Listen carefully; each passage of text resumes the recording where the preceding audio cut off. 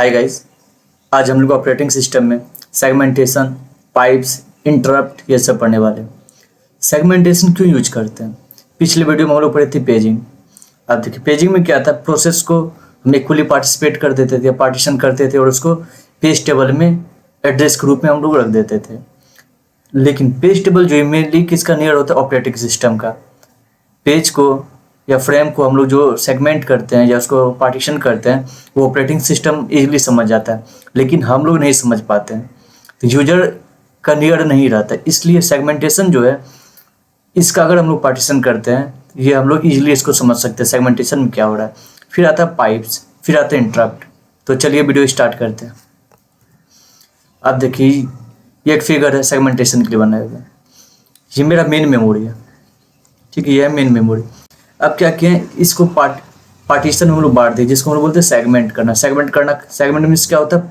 Part में इसको काटना। तो ये मेन मेमोरी, इसको हम सेगमेंट में इसको डिवाइड कर दिए या पार्टीशन कर दिए। अब देखिए मेरे पास प्रोसेस है, जैसे मेन फंक्शन है, ठीक है, ये मिनिमम फंक्शन है, ये मैक्स फंक्शन है। अब क्या किए, मेन मेमोरी में इसको एलोकेट किए। देखिए यहाँ ये सेगमेंट पे आके इसको एलोकेट किए हुए। देखिए इसको बोला जाता है बेस, और जितना ये इसका एरिया ये कवर कर रहा है इसको हम बोलते हैं लिमिट, ठीक है। बेस क्या होता है? जब स्टार्टिंग पॉइंट पे फंक्शन जाता है उसको बोलते हैं हम लोग बेस। ये जो बेस एड्रेस है मेन का, और इसका लिमिट इतना दूर तक वो कवर कर सकता है, ठीक है। अब बताइए सेगमेंट टेबल। जब हम लोग पेज के बारे में लिखते थे तो पेज टेबल में लिखते थे। अब जब सेगमेंट के बारे में लिखना होगा तो इसको हम लिखते हैं सेगमेंट टेबल में। अब देखिए सेगमेंट टेबल में दो पार्ट है, बेस है और लिमिट है। ये सेगमेंट था, ये बेस है और ये लिमिट है। इसमें बता रहा है कि कितना बेस एड्रेस पे मेरा फंक्शन है और उसका लिमिट कितना है, ठीक है।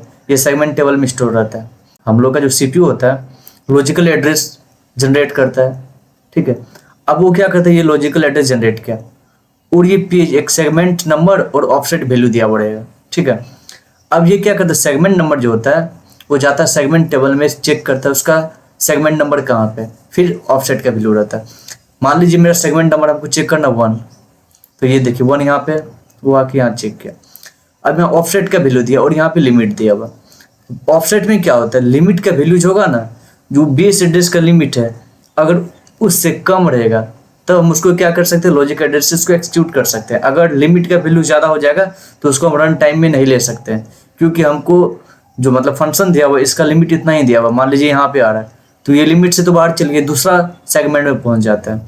इसलिए यहाँ पे दिया हुआ ये लेस देन का साइन, कि लिमिट का वैल्यू लेस देन होना चाहिए, जो उसका साइज है उससे कम होना चाहिए। और ये सेगमेंट नंबर ये दिए और ये लिमिट का वैल्यू दिए। अब वो बता रहा है कि हम लोग का मेन मेमोरी में बेस एड्रेस, मान लीजिए इसको मानते हैं 0, इसको मानते हैं 1 पे जाइए और यहाँ पे मेरा सेगमेंट पड़ा हुआ है और सेगमेंट यहाँ पे पड़ा हुआ है और इसमें हम लोग का जो फंक्शन है वो स्टोर है। अब देखिए पेज टेबल को स्टोर करते थे हम लोग मेन मेमोरी में, ठीक है, लेकिन सेगमेंट टेबल को हम लोग स्टोर करते हैं उसको बोलते हैं segment base register. Segment base register में हम लोग का सेगमेंट टेबल का वैल्यू रहता है और हम लोग सीपीयू वहाँ से एक्सेस करता है।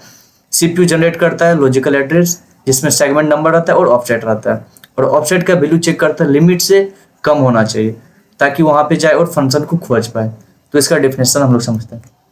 देखिए in operating system segmentation is a memory management technique in which the memory is divided into the variable size part. Each part is known as segment. ये हम लोग का मेमोरी है, इसको इक्वली डिवाइड कर रहे हैं, इसको हम लोग बोलते हैं सेगमेंटेशन या सेगमेंट बोलते हैं। सेगमेंट मीन्स होता है पार्टीशन करना। अब इसमें जो दो इन्फॉर्मेशन हम लोग जनरेट करता है, एक होता है बेस, एक होता है लिमिट। बेस ये बताता है कि हम लोग का सेगमेंट स्टार्ट कहाँ से हो रहा है, ठीक है, it is the base address of the segment. Limit बतलाता है कि बेस का वैल्यू कितना दूर तक जाएगा, वो लिमिट है। Limit it is the length of the segment, ये सेगमेंट का लेंथ को बतलाता है लिमिट। ये दो टर्म में मेन आएगा, बेस एंड लिमिट क्या होता है।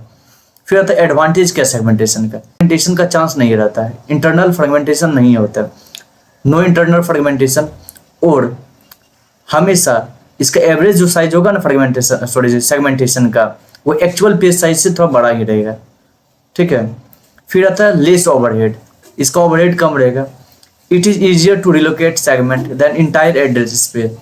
हम लोग पूरे एड्रेस बताने से अच्छा हम ये देखिए सेगमेंट नंबर और ये ऑफसेट के थ्रू इस सेगमेंट को बता सकते हैं, ईजियर होता है बताने में। फिर the segment table is of lesser size as compare to the page table in paging, और सेगमेंट टेबल का जो साइज होता है पेज टेबल से कम होता है, ठीक है। अब डिसएडवांटेज क्या है इसका, अब देखिए पेज टेबल से कम है तो कम मेमोरी ये जगह स्पेस लेगा।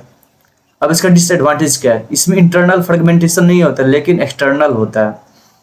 It is difficult to allocate continuous memory to variable size partition.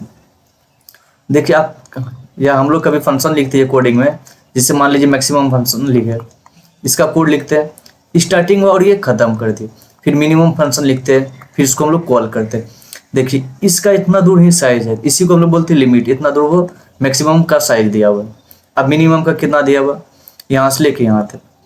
अब देखिए कॉस्टली मेमोरी मैनेजमेंट एल्गोरिथम, और ये जो होता है ना सेगमेंटेशन वाला, इस पर कॉस्ट ज़्यादा पड़ता है, इसलिए बोलते हैं इसको कॉस्टली मेमोरी मैनेजमेंट एल्गोरिथम भी बोला जाता है।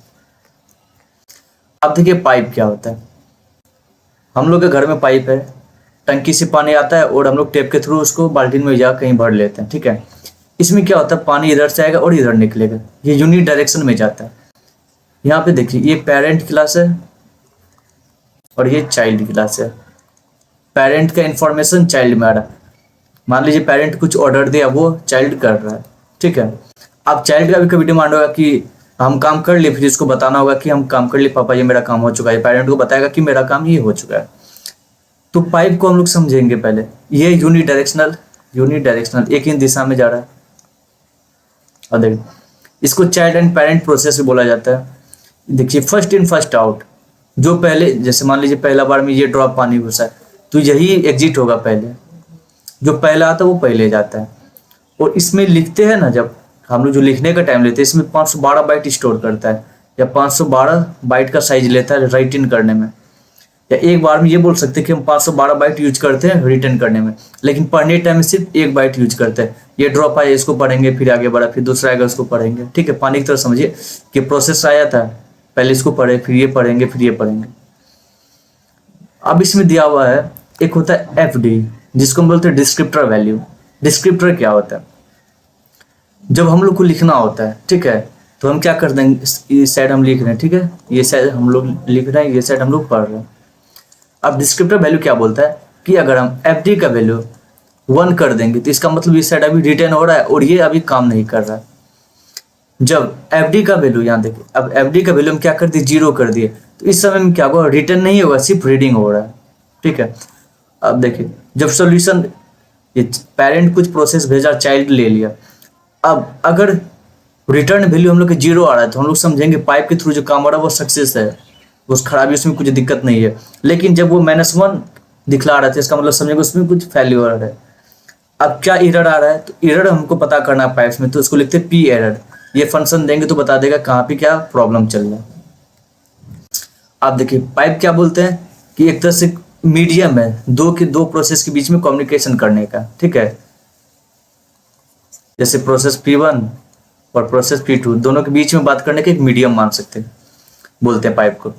It is can be either with one process या communication between the child and the parent process. अब देखिए डिस्क्रिप्टर पाइप्स क्या होता है, जब देखिए डिस्क्रिप्टर का वैल्यू हम 0 कर देंगे तो उससे हम लोग पढ़ रहे हैं, जब डिस्क्रिप्टर का वैल्यू 1 कर देंगे उससे हम लोग लिखते हैं। तो आपसे पूछा जाएगा कि अगर डिस्क्रिप्टर का वैल्यू 0 है तो क्या कर रहा है उस समय में, तो आप बताइए रीडिंग। MCQ में ये पूछ सकता है रीडिंग। अब डिस्क्रिप्टर का वैल्यू अगर 1 है तो समझेंगे अब वो प्रोसेस राइटिंग कर रहा है। जब 0 रिटर्न करता है तो समझेंगे हम लोग का प्रोसेस सही से काम कर रहा है। जब -1 जब वो रिलीज करेगा तो समझेंगे कि कुछ प्रॉब्लम है उसमें। अब प्रॉब्लम कौन सा है उसको चेक करने के लिए हम पीरियड फंक्शन यूज करते हैं, ठीक है। आप समझिए इंटरप्ट क्या होता है। अब इंटरप्ट क्या होता है, डिवाइस कुछ ना कुछ इंटरप्ट जनरेट करता है, ठीक है। 5 को जैसे यहाँ पे डिवाइस दिया हुआ, ये कुछ इंटरप्ट जनरेट किया है।